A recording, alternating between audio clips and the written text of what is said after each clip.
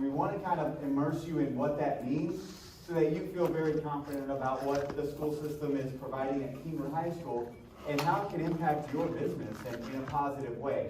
So, designers of authentic learning experiences, essentially what we're trying to do is connect students to industry and to connect learning to the real world. If you parked out here in the north parking lot out in back, you may have seen a tiny home that is currently being built. If you go back out on your way out, look to your right and you'll see a home that's being constructed because we have partnered with veterans and we are building tiny homes to allow for their living quarters to be had. And it's a huge effort, but students are the architectural designers, the engineers, the actual construction managers for something like this. They're not simply doing renderings on a piece of paper to turn in for a grade. So what we mean by authentic learning experience is to connect them to real world, connect them to industry, and this is where you come in as we cast our moonshot. And to be able to do that, I'd like to introduce Miss Courtney Peterson, our assistant principal, to cast our moonshot. Thank you, Dr. Nazareth. It is a pleasure to be here with you this morning. Good morning to you all. Good morning to you all. Like you said, my name is Courtney Peterson. I'm one of the assistant principals here at Kingwood High School. And along with Ms. Jenna Perkins, our college and career coach, and Ms. Anisha Razo, one of our CTE teachers, we have the pleasure of working with this amazing group of young people that is about to speak to you right now. These are our CTE ambassadors. These students have the opportunity in their schedules during the day, during the week, to connect with the industry that they're interested in engaging with after high school. They get to actually go and do some sort of experiences with teaching, with audio-visual design, with whatever they're interested in. Now, this is through the CTE program. We would like to expand these opportunities to all students. Maybe there are students we have that are not in that CTE program, but they want to connect to the industry that they're interested in. So our students are going to talk about the Moonshot Initiative, where we want to provide all students with the opportunity to connect their interests to industry. So our students are taking some time from their class to be very excited to speak to a room full of companies. So if you guys can give them some encouragement and good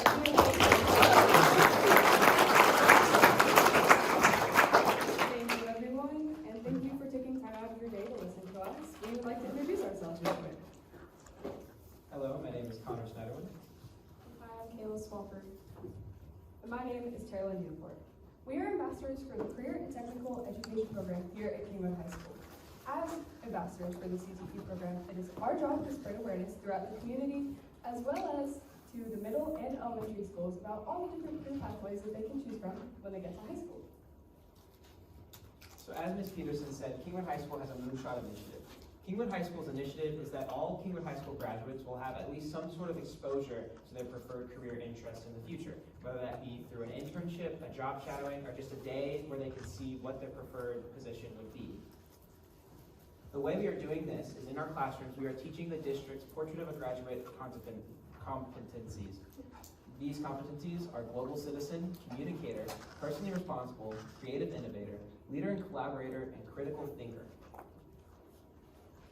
We do not have the video working right now, but if we did, one of our fellow CT ambassadors would be Avery O'Brien. She spends her 2 class periods a day. Monday through Tuesday, she goes up to K Park, where she's taught how to apply these competencies into the role of being a teacher. Then Wednesday through Friday, she goes to an elementary school, and she actually helps as a teaching assistant with the teacher to actual students, as you can see in the pictures on the side. Another thing we're trying to do in the future is incorporate Learning Beyond the Walls internship days. These internship days will be days during our college and career fair weeks, which I'll mention later, where upperclassmen will have the opportunity to spend an entire day in their preferred career path. These paths, this day will kind of be like a Bring Your Child to Work day, where they kind of just shadow the person that's in that position to kind of feel it. Instead of it being a child, though, it's young adults who are really trying to take charge in planning their future. Like I mentioned earlier, we also have college and career fair weeks. Right now, there are 2 weeks throughout the year where we offer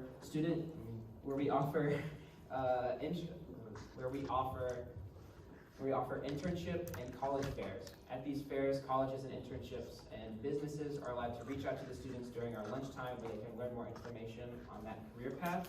We also have guest speakers, mock resume writings, and interviews practicing for the students to do. So as Connor said, next year every month, we will have mock interviews and several guest speakers. So a little information about mock interviews, guest speakers, resume writing workshops. For mock interviews, we have industry partners that come and ask questions to the students.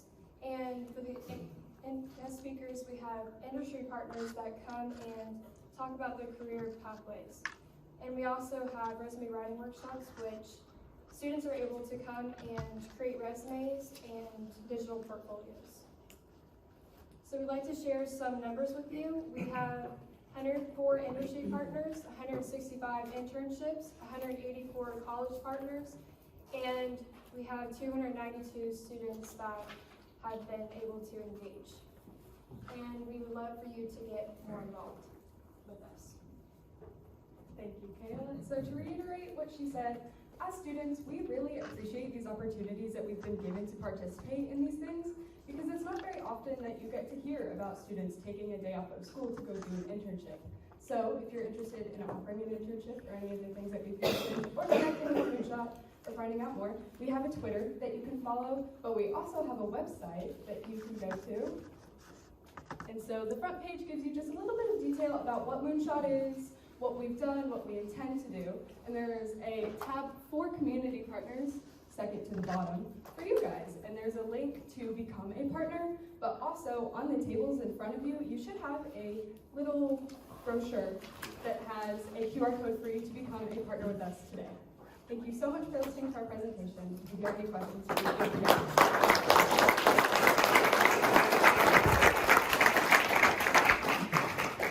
Great job, guys. And I know it's not easy to stand up here and speak in front of a lot of adults, and you guys did fantastic. So, like she said, there's little flyers on your tables. You can reach out to them. If for some reason you forget it, I'm sure you can always reach out to Dr. Nazra or someone at the high school to help you out with that. It's a great program to get involved in.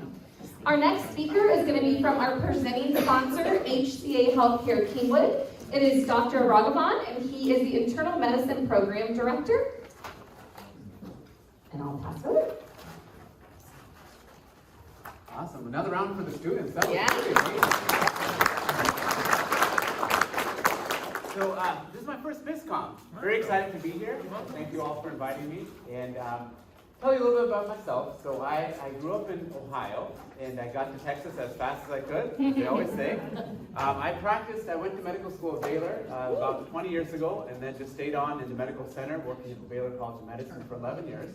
And moved my way up here in July. And it's a beautiful community. I really love it up here. It's a great opportunity that I'm going to tell you a lot about in the next 5 minutes or so. So my current title is the Associate Dean for Graduate Medical Education. And I guess I'll begin by show of hands. How many of you know what a resident is? So a few of you do. Okay, good amount. So basically a resident is a physician in training. So someone who's completed college and completed medical school. And basically they're named a resident because about 20, 30 years ago, they were basically residents of the hospital. So I don't know if some of you remember Michael Lee DeBakey, the famous heart surgeon here. Rumor has it that he spent about 3 weeks in the hospital without even leaving at one point. And I think now we're not allowed to make our residents stay there that long. But definitely the residents do work very hard. Most of our residents work up to 80 hours a week. They take a lot of overnight call. They spend a lot of hours in the hospital, and often that's really required, in order to gain the skills that are necessary to be a surgeon or to be an internal medicine physician. So, why is that important? Well, HCA Healthcare is the largest provider of graduate medical education in the United States. So HCA operates programs around the country in about 13 states. They have about 4,000 residents all around the country. And in 2019, they opened the first residency program here in Kingwood. So we're talking about all the residency programs in Houston are basically at Baylor, they're at Methodist, they're at UT McGovern. This is the first residency program outside of the medical center. And why? Of all the places they chose Kingwood, because it's really an incredible place. I mean, it really is. So we have the only graduate medical education program here.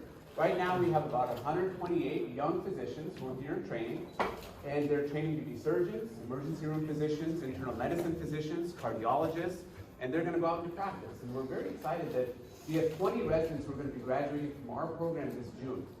7 of these 20 plan to stay here in Kingwood to work. They just love the community so much. They're going to be going to school here. They're going to be using the businesses. And this is going to grow. We're partnered with the University of Houston College of Medicine, which is a brand new medical school. It's a medical school focused primarily on increasing underrepresented minorities in medicine, on increasing the amount of medical doctors who come from socioeconomic disadvantaged backgrounds.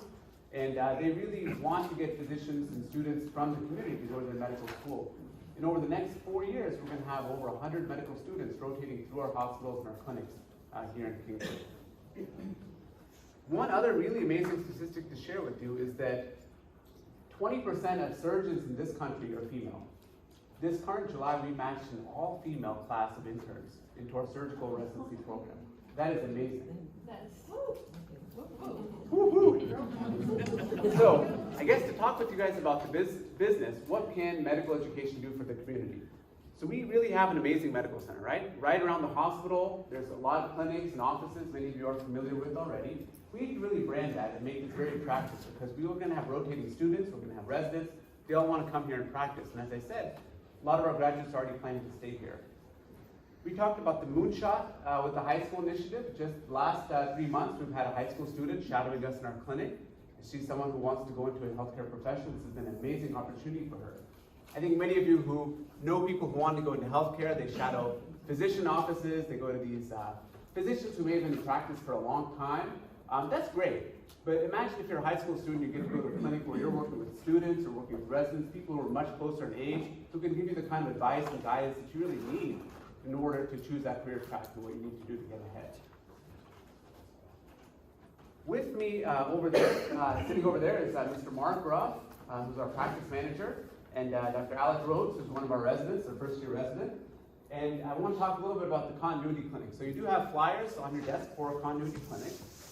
The continuity clinic is a brand new clinic.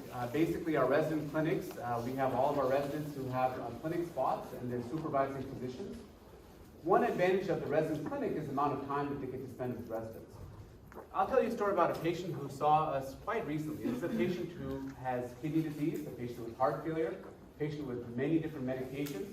For the last few years, the patient who lives here has been traveling back and forth with medicine.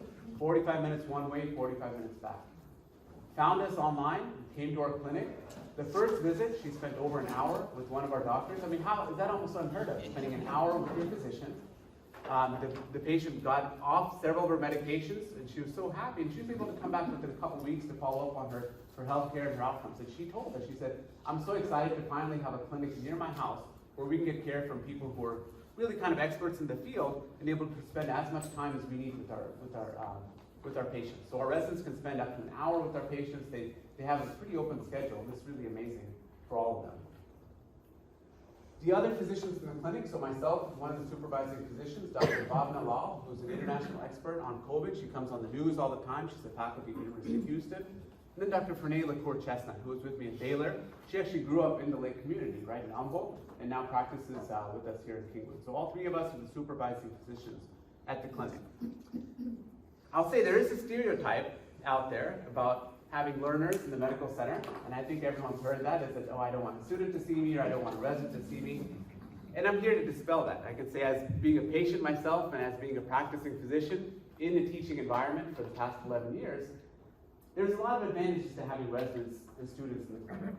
The first one I talked about is time, right? They spend a lot more time with you. So if you're in the hospital or in the clinic, you get to be seen by a student or by a resident. They can spend up to an hour, get a really good history, find out exactly what's going on, whereas you probably know a lot of the physicians that are so pressed for time, they kind of come in, come out. They don't spend as much time really getting to know you. There's a study actually that was done that showed that 30-day mortality from teaching hospitals, so hospitals with residents and students, was 1.5% lower than in non-teaching hospitals. So that equates to 1 life saved for every 67 patients that come into the hospital. Teaching hospitals have the added advantage that the residents are required to participate in scholarly activity, which means they keep up with the latest treatments, the latest techniques, the latest surgical techniques, the latest trials. And all that gets translated to better outcomes for patients. They know what the newest drugs are and they know how to use them. That's part of the requirements of training, that I push them to do research projects, do scholarly activities.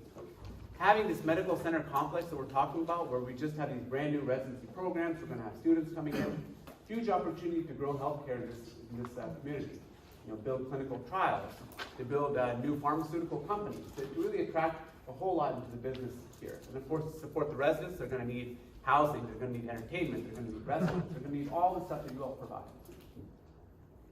So, I think with that, I will conclude. I just want to thank you all for inviting me here, and to thank you for learning about the graduate medical education programs you have at Kingwood. I think this is really an amazing opportunity for the community. I really invite all of you to come and check out our continuity clinic. Anyone who needs a primary care physician, we'd be happy to take care of you, and we can spend as much time as you need. We've got a great clinic, we've got ultrasound, we've got a lot of lab tests we can do right on site. We just want to really optimize the health, because I really believe as a primary care physician is that if we can improve the health of our community, we can really improve the health of this entire healthcare system. So thank you all so much for your time. Thank you. With that,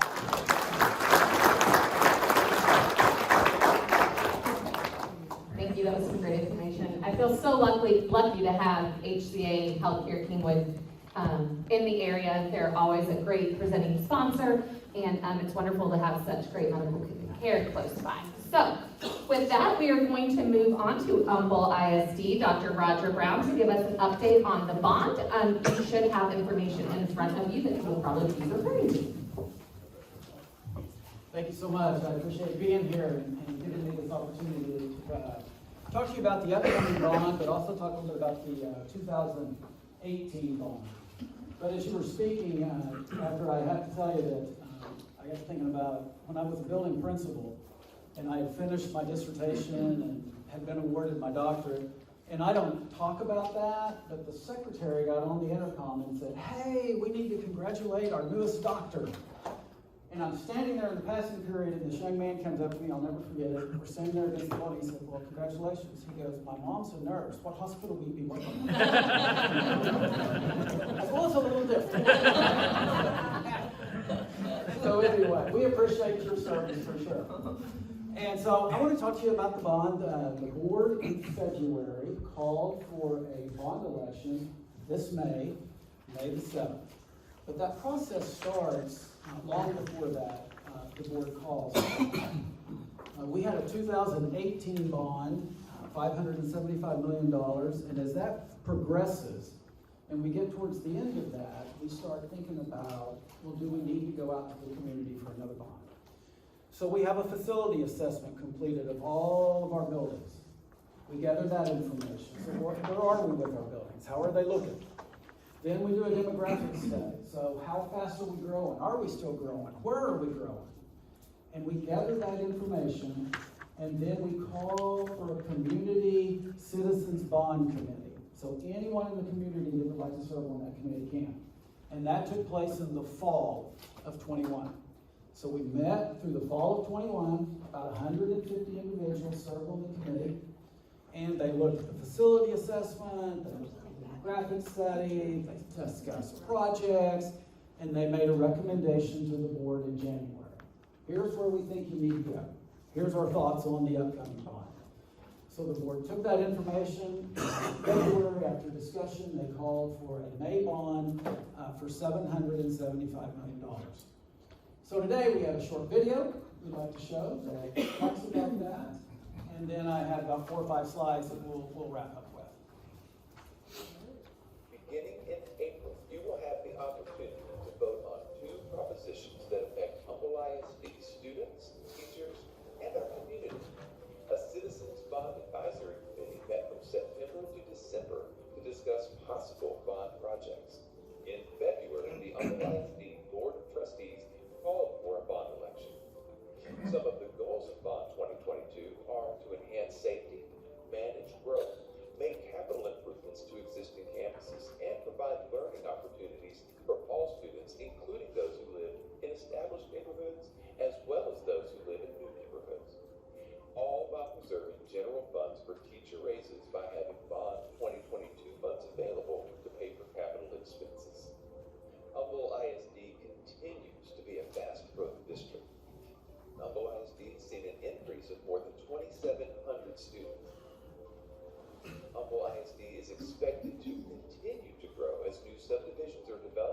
and more homes are built. Our last bond referendum was in 2018. All bond 2018 projects have now been completed, are under construction, or are under contract. Bond 2022 has several projects planned to help with continued growth. A new middle school will be built, bringing the number of seats available to middle school students up to meet the projected enrollment.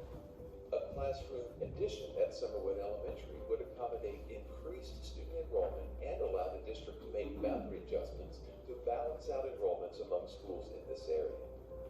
Summer Creek High School will receive an additional 40 classrooms, more dining spaces, new designated areas for freshmen, and more parking. Phase 1 of Humble High School's growth and renewal program is currently underway. Phases 2 and 3 complete the process and provide a number of renovations and expansions.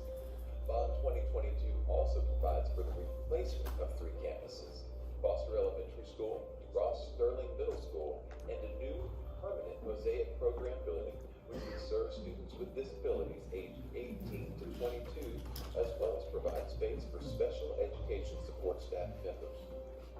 Other campuses would be renovated and updated. Key elements of high school renovations are renovating fine arts areas to enhance instructional and practice space for band, choir, and orchestra. New career and technical education labs for health science, technology, and veterinary medicine.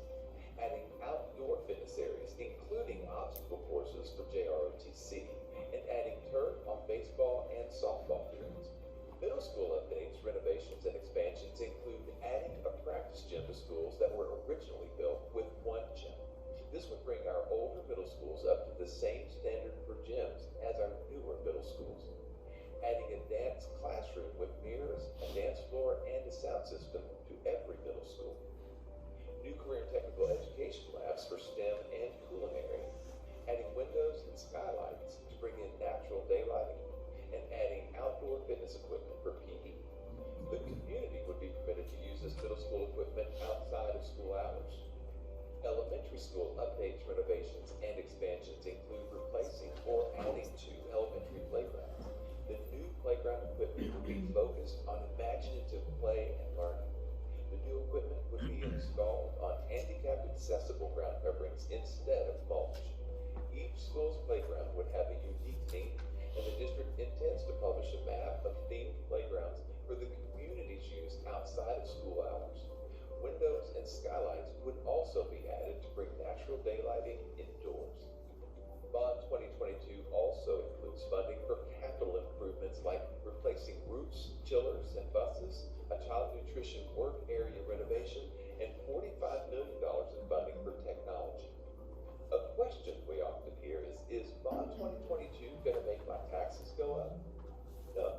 Humble ISD plans to keep its interest in sinking, or INS tax rate, at 35 cents, the same it has been since 2008. However, due to growth and rising property values, Humble ISD projects the 2022 overall tax rate will decrease by 2 cents. In compliance with the new state law, the words "this is a property tax increase" must appear on all school district bond propositions. However, while these words appear on all ballots, the Humble ISD Board of Trustees has stated publicly that the INS tax rate will remain the same, 35 cents. Another question we often hear is, if Bond 2022 is not approved by voters, will the portion of the tax rate that is used to pay for bonds be decreased?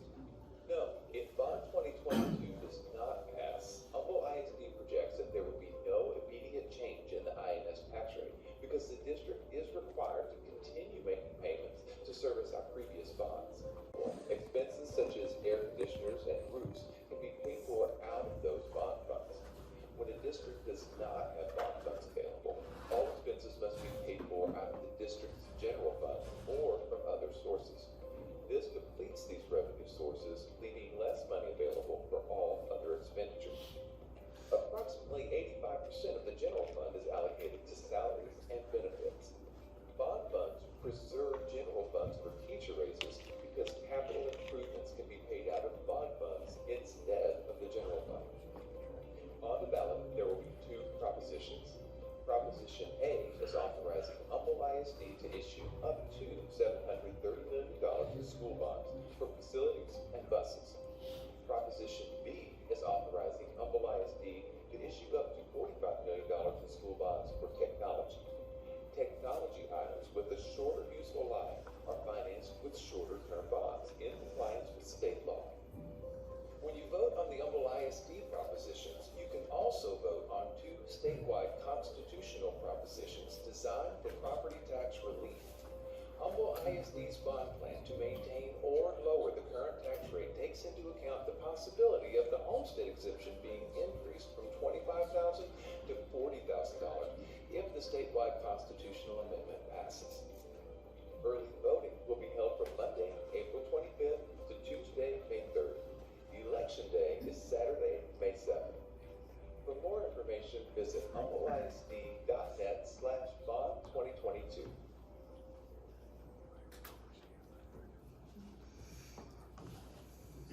Okay, so that's just a little overview of the upcoming bond, which will be happening May the 7th. As I mentioned, and some early voting. Here is some slides, just real quick, because I know we're pressed on time. Just some 2018 bond projects that have been completed, or if you go to some of our elementary schools in the Kingwood area, really all over the district, you see the multi-purpose rooms that are going in, the gymnasiums at the elementary, multi-purpose rooms. And so we're excited about that. And so here, when you look at Kingwood High School, you probably saw a lot of work going on outside of it. That is really through FEMA money, but it's flood mitigation, because you remember the last time we had the flood, the big hurricane, this place was underwater. And so we're trying to alleviate that, and we think this will do it. And so supposedly when it rains, how's that song go? The rain comes down and the sun comes up. Well, now the floodgates come up. The rain comes down and the floodgates come up, so something like that. And so that's for that, and then we'll be getting a third gym here as well. And so that's from the 2018 bond. And so one of the things that we were able to do is we were able to do some extra projects out of the 2018 bond, simply because we had such great savings from bond interest rates, as you can see here. Instead of 4.0s, we were projecting it in at 2.96, which is $177 million. So we had some extra money, and projects came in under at the beginning of COVID. When we bid projects out of 2018, a lot of that, because of COVID, they came in under what was projected. That's changed. We're post-COVID, I can assure you, at least on that. Kingwood Middle School in this area, if you've been down where Kingwood Middle School is located, you'll notice there's a brand new Kingwood Middle School that's going to open in the fall. It's going to be beautiful and gorgeous and a lot of daylighting. It was just time. These are the multi-purpose rooms I mentioned. You can kind of see what it's going to look like at our schools, at the elementary. These are some of the projects that were completed. We were able to do these projects out of bond savings from 2018. So that's the classroom in Sconzo. If you've been on West Lake Houston, you see Sconzo Area College. And then that's one of our new elementaries that will be opening in about a year. So why are we coming to the community? Why are we talking about it? Because we're a fast growth district. We added 2,700 students this school year. Normally we had about 1,000. We added 2,700 this year. People want to be here in our community, and we've got to accommodate that. We've got to have places for those people and those teachers. We're a fast-growing school district, and there's the election. And I will be here if you have questions, because I know I've gone way over time. Does anyone have any questions? Okay, so, No, I was just going to say Mr. Scarfo, one of our board members, is here, and so he'll be glad to answer questions later, or I will be. You know, actually, Mr. Scarfo, now that you introduced me as a board member, Mr. Scarfo is not going to talk He can about give you it. facts. Yeah, he can give you facts. I can't tell you to go vote April 25th to May 3rd or election day on May 7th. I can't tell you to do that. Nice to meet you. I hope you take your questions to him to keep me out of trouble. Well, you didn't see the picture of all of us. My hand was up. Thank you so much. Voting is very, very important in any election, so please make sure to get out there and vote. All right, so here with us today we have Abraham Bizcom with the Texas Department of Transportation to give us, he is the area engineer, and he's going to share a little updates on some road projects that are going on.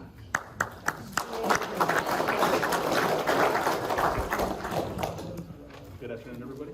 Can you hear me? Okay. I'm not used to mics, so I'm kind of nervous. So I am the Montgomery area engineer. I cover all the construction projects in the Montgomery area office, or in the Montgomery County. In the area on 494, we have 3 projects coming up, or 1 active and 2 coming up. One of them is 494 at Caney Creek. It's the bridge that's been closed for about 2 years. It's supposed to let next month. Construction will begin in August, September. It's gonna take about 1.5 years to build it.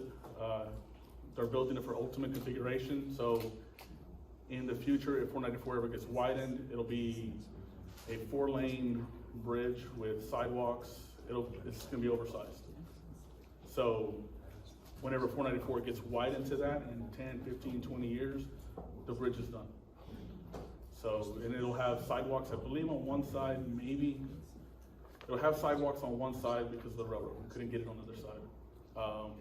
The other project we have on 494 is between 1485 and 1485. It is to extend that left turn bay that backs up all the way to 1485. Hopefully when Grant Parkway opens, it'll alleviate some of 1485, but until then, that is our choke point. We're replacing the boxes underneath. There's 2 10x10 boxes we're replacing. So that'll be the biggest challenge, working with the contractor to try to find a new way to do it. We may do a full closure so we can affect the traffic the least as possible. Now the favorite project on 494 is here at Kingwood. And it is probably on year 3, maybe 4. Feels like it. I believe it let in 2018. Yeah, but we've known about it for a long time, so And thank you. You're doing an excellent job. Seriously, no, she's the one that has a business on it. We have a Okay. business on 40. All right, so I'm not used to positive feedback. So. And it's recorded, so He doesn't know how to react. Wow. Just trying to give you where I can give you, you know. And I really appreciate it. We added a pond. We added a lot of inline detention, which is just oversized boxes that'll help with the drainage. We're at 82% complete. Pretty much everything north of Kingwood is complete. Half of south of Kingwood is complete. We're gonna complete all of the northbound Kingwood area, 494. And then the fun part will come. Yeah. The actual intersection at Kingwood. So right now it is scheduled to take about 6 to 8 weeks with a lot of lane closures, and it's gonna be a headache. We're working with the contractor, kind of trying to come up with a different way, which the only other way to do it is to do a full closure. Nobody likes full closures. Full closures expedite the project. It would be, if we're able to do full closures, it'd be from 8 p.m. on Friday to 5 a.m. on Monday. If we do it that way, it'll take us about 3 or 4 weekends versus 8 weeks of torture. It's not, I mean, we took the hump out of Kingwood. There used to be a 2-foot elevation difference. So we got rid of that. We did that on a weekend closure. We didn't have too many complaints when we did it. Now that was just 1 weekend versus 4 weekends. So I understand there's a difference between that, but it was either do it that way or take 18 days of shifting traffic. So there are huge benefits to doing full closures. I know nobody likes them, but they expedite the projects. Does anybody have any questions about any other projects? Yes, sir? When do you think it'll start? The Kingwood intersection? So we're still doing storm sewer south of Kingwood, and we're still hitting utilities. Not as many as we did on the first side. So it's progressing faster. Hopefully, we'll be doing those closures during the summer. That would be the goal. Realistically, As soon as we can get there. As soon as they can get there. Yes, ma'am. What is the ETA for it being done? My public announcement is first quarter of next year.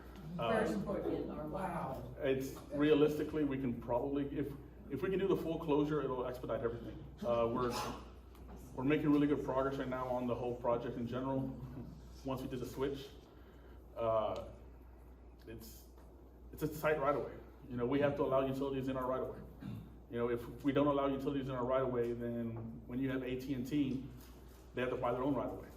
Well, AT&T is not going to take that cost. The cost is going to be to whoever pays for AT&T.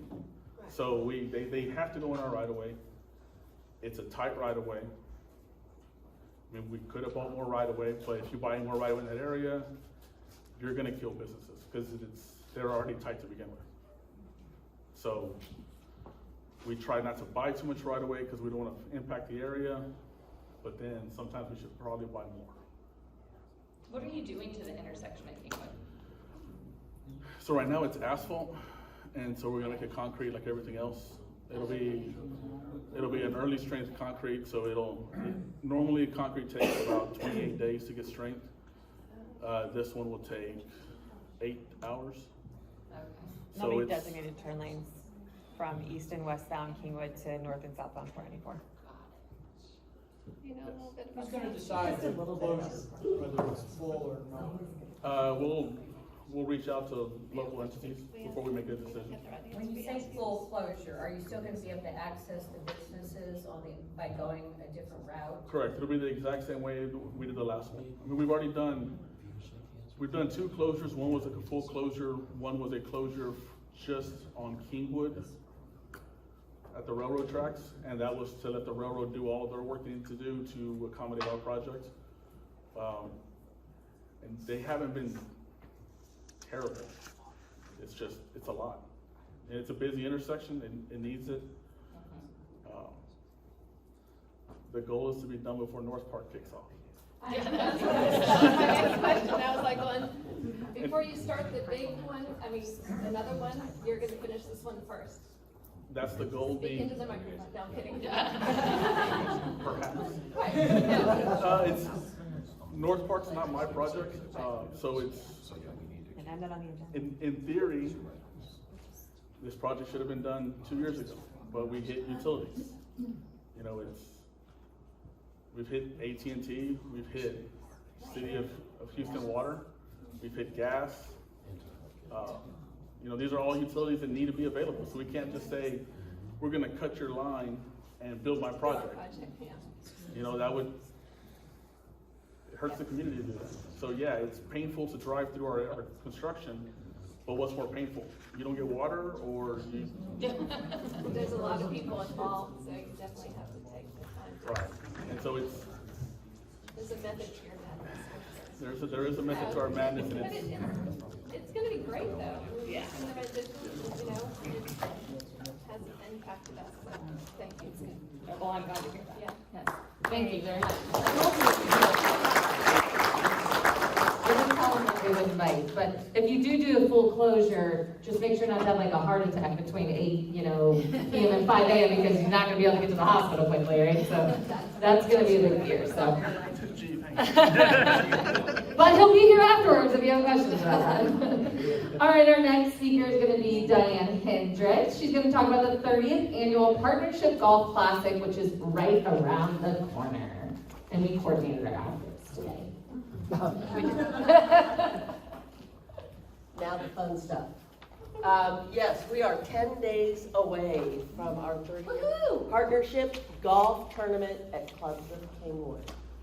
Sponsorships are still available, foursomes are still available, and volunteer spots are still available. And I'm looking at a few friends in the room that I haven't seen your name yet on the list.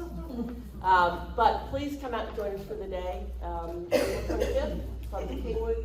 There'll be lots of libations, lots of food, lots of fun. It'll be a great day at the Country Club. If you have any questions, come see me.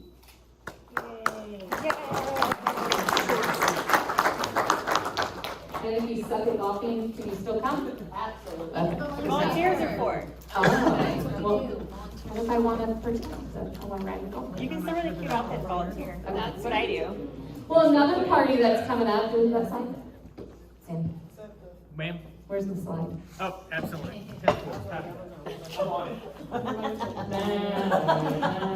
Anyways, while he gets my slide ready, next Friday, April 22nd, is the Humble ISD Education Foundation Gala, Boots and Bling. I am the chair of that gala, and like Diane said, I have not seen many of your names on the list yet. So, you can buy your tickets at humbleisdfoundation.org. God, I always get that wrong in all the videos. If you go to our website, you can see a video of me riding a bull, so it's really fun.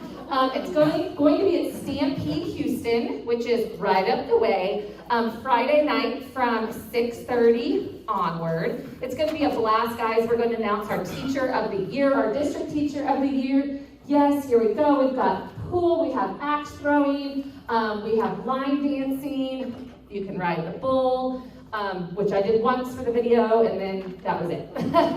You won't see me on that again. But please come out to help support our teachers and our kids. You can buy your tickets online. Sponsorships are still available. Come see me if you have any questions about it, but it's a really, really fun event. We just moved it to Stampede Houston last year, and it was a blast. So we'd love you to come out. David Welch is going to be providing barbecue and also hometown chefs. So you know it's going to be great food and a great time. So come on out, get your tickets. I know you're all probably typing that in right now, right? I'm going to see a lot of tickets ding, ding, ding when I leave here. So, with that being said, I want to thank our sponsors. Our presenting sponsor today was HCA Houston Healthcare Kingwood. Our gold sponsors were Raising King's Chicken Fingers. It was pretty good, right? Service Master Restoration and Cleaning, the Auberge at Kingwood, the Mint National Bank, the University of Texas MD Anderson Cancer Center, Whataburger of Kingwood. Our silver sponsors were Frost Bake and KNS Sportswear. Some coming up events to Partnership Lake Houston. Tuesday, April 19th is the State of Lake Houston Area Luncheon presented by Shell Federal Credit Union. This isn't with the partnership, but you're going to be there. Next Friday, April 22nd, is the Boots and Bling for the Education Foundation. And as Diane mentioned, the golf tournament for Partnership Lake Houston will be on Monday, April 25th at the Clubs of Kingwood. The next Bizcom is in Humble on Thursday, May 12th at Humble High School. Registration is open for all of these events. You can see lakehouston.org for more information. Thank you all for coming today, and happy Easter!